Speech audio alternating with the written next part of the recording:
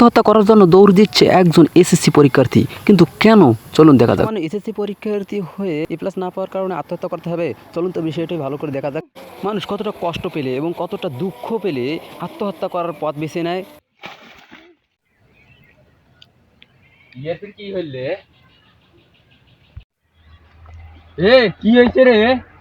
আর না কোষ, পাশের বাড়ির চাষি গুলে আম্মার নামে মেলাই গুটি খারাপ খারাপ কথা কয়ে বেড়াইছন।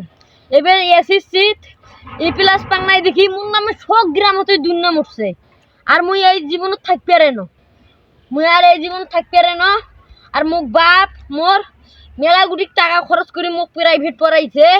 আর মোক বাড়ি গেলে তো মানুষের কথায় কথায় এত আঘাত লাগবে, আর মুই বাড়ি যাবার ন।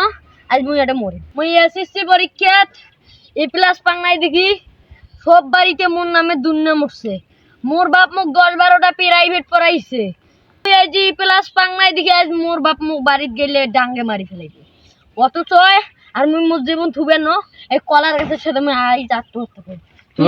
সামান্য এ+ পাস নাই দেখি তোকে মরা লাগবে? তোর মতো গন্ডমূর্খ থাকার থেকে না থাকাই ভাল।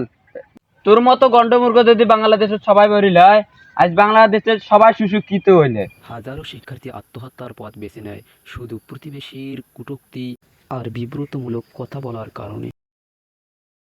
আসুন আমরা চেষ্টা করব যারা খারাপ রেজাল্ট করেছে তাদেরকে সান্ত্বনা দেওয়ার জন্য, যাতে আর কেউ আত্মহত্যার পথ বেছে না নেয়।